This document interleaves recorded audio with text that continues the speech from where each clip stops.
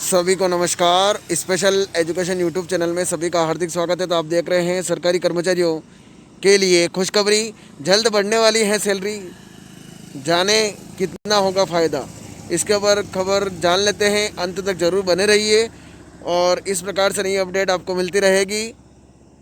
तो आप डिस्क्रिप्शन में जाकर चैनल को सब्सक्राइब ज़रूर करें, लिंक है मिलेगी आपको, उस पर जाकर चैनल को सब्सक्राइब करें। अगर आप चैनल पर नए हैं तो सब्सक्राइब अवश्य कर लें, ताकि इस प्रकार से सरकारी कर्मचारियों से जुड़ी खबरें, पेंशनरों से जुड़ी खबरें, हर राज्य से जुड़ी खबरें भी आपको इस प्लेटफॉर्म के माध्यम से समय समय पर मिलती रहेगी।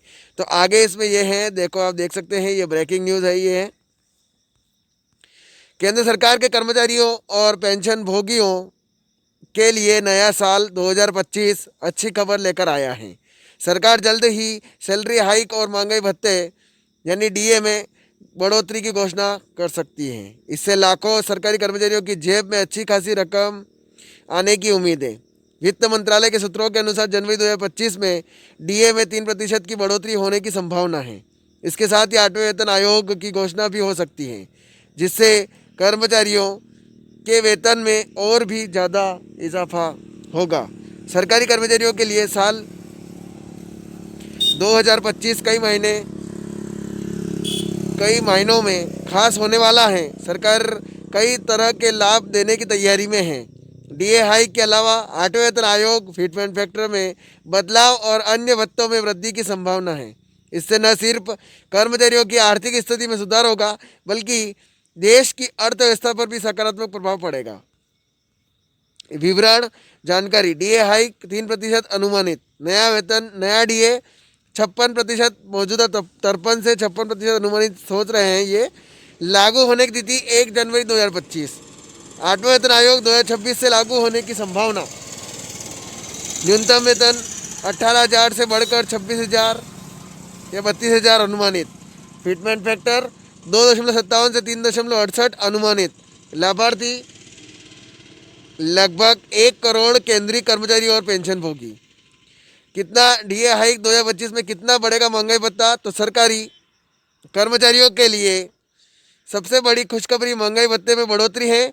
एआईसीपीआई यानी all India consumer price index के आंकड़ों के अनुसार जनवरी 2025 में डीए में 3% की वृद्धि होने की संभावना है। इससे मौजूदा 53% डीए बढ़कर 56% हो जाएगा। डीए बढ़ने से कर्मचारियों की सैलरी में सीधा इजाफा होगा। उदाहरण के लिए 18,000 रुपये बेसिक पे वाले कर्मचारी को 540 प्रति माह का फायदा, 56,100 बेसिक पे वाले कर्मचारियों को 1683 प्रति माह का फायदा। अब कितनी बढ़ेगी सैलरी? तो 8वें वेतन आयोग की घोषणा होने से सरकारी कर्मचारियों की सैलरी में बड़ा इजाफा हो सकता है। हालांकि अभी तक इसकी आधिकारिक घोषणा नहीं हुई है, लेकिन अनुमान है कि न्यूनतम वेतन 18,000 से बढ़कर 26,000 से 32,000 हो सकता है। फिटमेंट फैक्टर 2.57 से बढ़कर 3.68 तक हो सकता है। न्यूनतम वेतन 18,000 से बढ़कर 26,000 या 32,000 हो सकता है। फिटमेंट फैक्टर 2.57 से बढ़कर 3.68 तक हो सकता है। कुल वेतन में 20 से 25% की वृद्धि हो सकती है। इससे कर्मचारियों की सैलरी में काफ़ी बढ़ोतरी होगी। उदाहरण के लिए 18,000 बेसिक पे वाले कर्मचारियों की सैलरी बढ़कर 26,000 से 32,000 हो सकती है। 56,100 बेसिक पे कर्मचारियों की सैलरी बढ़कर 67,320 से 82,320 हो सकती है। पेंशनर को कितना मिलेगा लाभ? तो सरकारी पेंशन भोगियों को भी डीए हाइक और 8वें वेतन आयोग से फ़ायदा मिलेगा।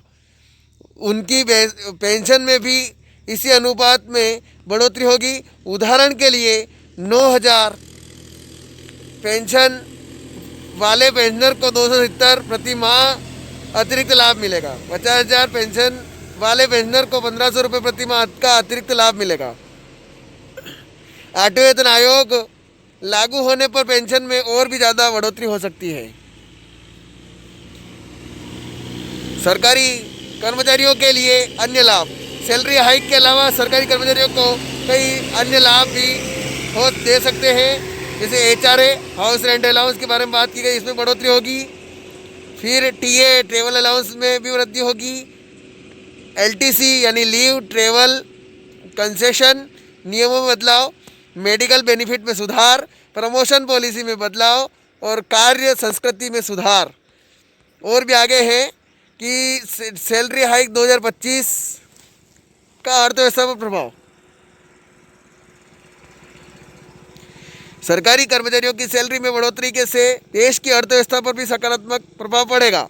बाजार में मांग बढ़ेगी, उपभोक्ता खर्च में वृद्धि होगी, विभिन्न क्षेत्रों में रोजगार के अवसर बढ़ेंगे, जीडीपी में वृद्धि होगी, टैक्स कलेक्शन में इजाफा होगा।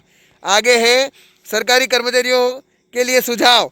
तो सैलरी हाइक का पूरा लाभ उठाने के लिए कर्मचारियों को कुछ बातों का ध्यान रखना चाहिए। अतिरिक्त आय का सही इस्तेमाल करें, बचत और निवेश पर ध्यान दें, टैक्स प्लानिंग करें, अपने स्किल्स को अपग्रेड करें, कैरियर ग्रोथ पर फोकस करें। चुनौती और समाधान। सैलरी हाइक के साथ कुछ चुनौतियां भी आ सकती हैं।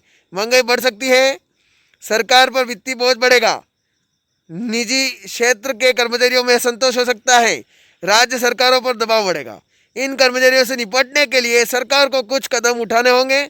मुद्रास्फीति पर नियंत्रण, राजस्व बढ़ाने के उपाय, खर्च में कटौती, निजी क्षेत्र को प्रोत्साहन। डीए कैलकुलेशन कैसे होता है? महंगाई भत्ते की गणना। तो डीए और डीआर में बढ़ोतरी का कैलकुलेशन औद्योगिक श्रमिकों के लिए अखिल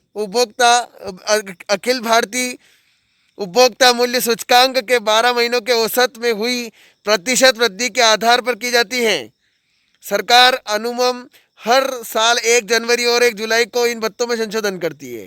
केंद्रीय सरकारी कर्मचारियों के लिए डीए ऐसे कैलकुलेट होता है। डीए प्रतिशत बराबर बेसिक ईयर 2001 बराबर 100, पिछले 12 महीने के लिए 115.76 बटे 115.76 गुणित 100।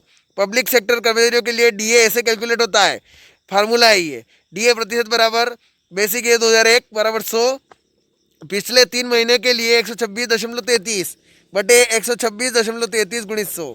तो ये आपने खबर देखी, इसमें डीए कैलकुलेशन का भी तरीका बताया, किस प्रकार से गणना होगी और किस प्रकार से इसमें पूरी प्रक्रिया बताई गई है, पूरी जानकारी दी गई है, किस प्रकार से सरकार कर्मचारियों के लिए तोहफा दे सकती है। ज़्यादा से ज़्यादा शेयर करें, लाइक करें, कमेंट करें, आपको खबर कैसी लगी कमेंट में ज़रूर बताएं। और आप इस प्लेटफॉर्म पर नए हैं तो डिस्क्रिप्शन में जाकर लिंक मिलेगी, उस लिंक पे जाकर आप चैनल को सब्सक्राइब जरूर कर सकते हैं और इसी प्रकार से जानकारी ले सकते हैं। नई नई अपडेट्स आपको मिलती रहेगी इस प्लेटफॉर्म के माध्यम से।